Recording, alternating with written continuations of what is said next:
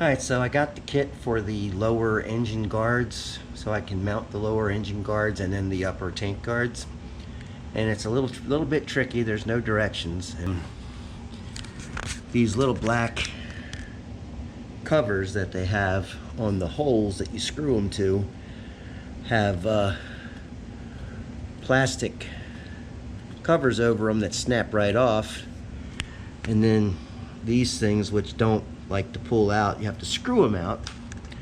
And unfortunately they did put a square head on them once the round head breaks off, so I can get these out.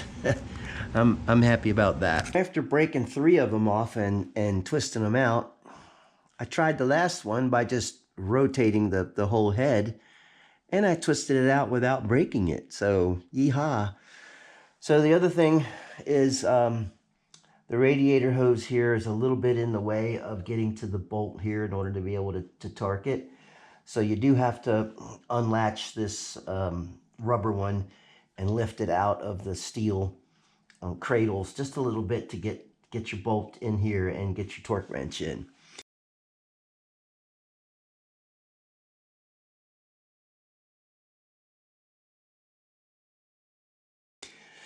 So we're going to go ahead and fit this one. And I've already put the connector in here.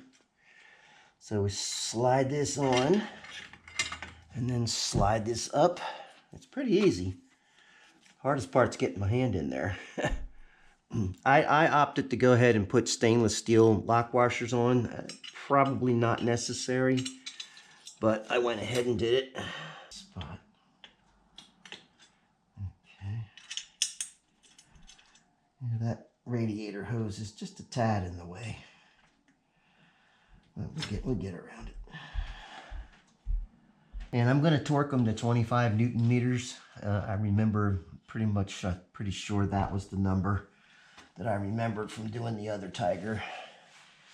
And what I did is I went and checked it with my torque wrench. Then there's a connector here in the middle.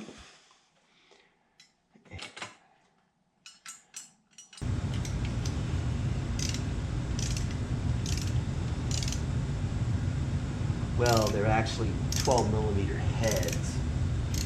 So I guess that makes them 8 millimeter bolts.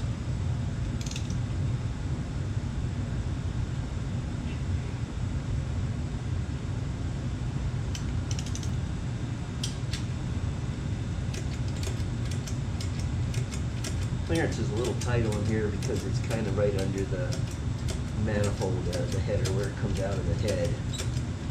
So I'm going to run this down. There we go. And then I can fit my torque wrench in here. Get right on it. There we go. Very nice.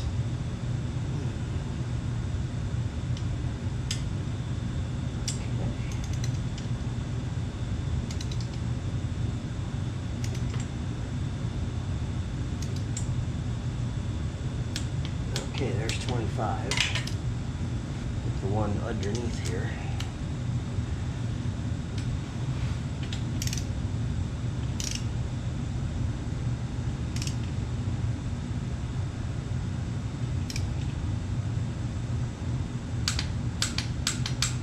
Okay. All right, they're torqued to 25. Now remember to put your coolant tube back in the cradles and reconnect the rubber one that has the little button head on it.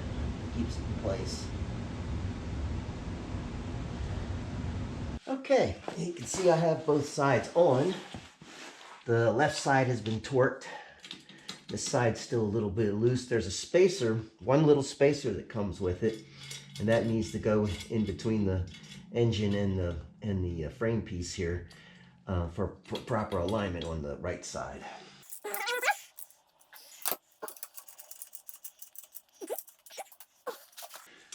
And these, I imagine they have a torque spec, but it's a very small, star 15 Torx. Oh, that's a Torx. That says Torx 30. Oh, okay. So and these have red stuff on them to keep them in place. So you just snug them up and slide that to the middle. And now we're going to torque the bottom.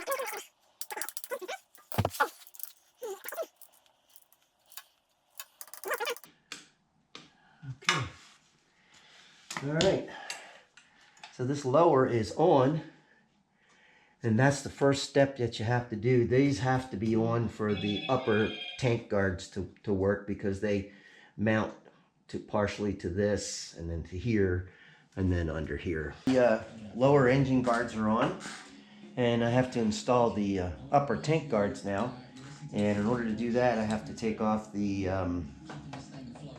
duck bill here to get to the place where the upper mount goes under here. And it's pretty simple on these newer ones. They just changed it to if I can see it, it's only two really nice stainless steel screws that hold it on. My older bike, the 22, had 4, and it was a little awkward to get to 2 of them once you put the bracket on, but this one's a lot easier.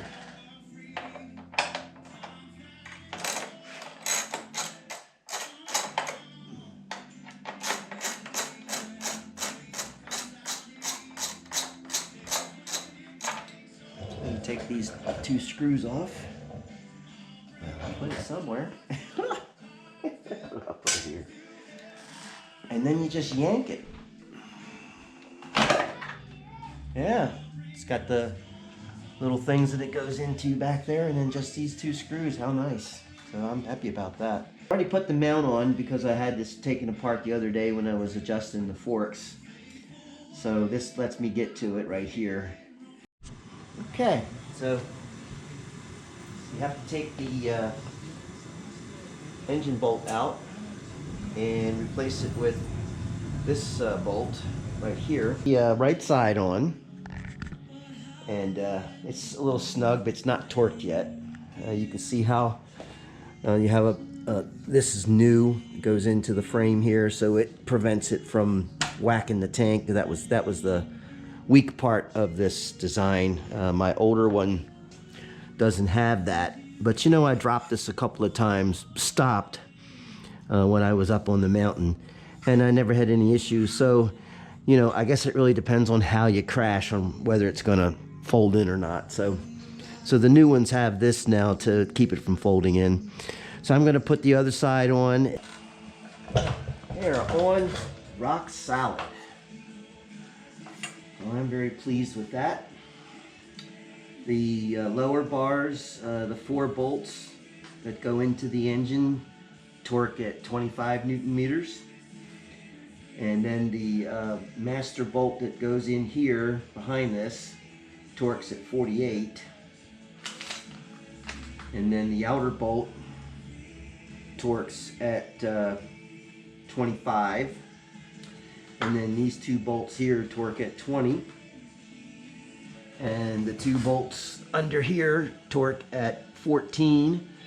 And the 2 bolts for the mount on the neck here torque at 30. So I'm pretty pleased with that. I think that it's a good looking accessory. And when I decide to do my dirt road riding that I'm planning on, it's going to make me feel a lot more confident having this extra piece here. Of course, the most important thing is to not crash. The final thing Mr. Bill did was install a beak. We're not showing you that, but in our next video, I'm going to show you the installation of the custom lower links for the rear end that were made by Mr. Bill's son, Jay. And also going to show you a little bit on the oil change and why that's interesting for this particular bike. So stay tuned. Join me and my friends at Flat Cap Cafe Racer for riding and racing. Please subscribe.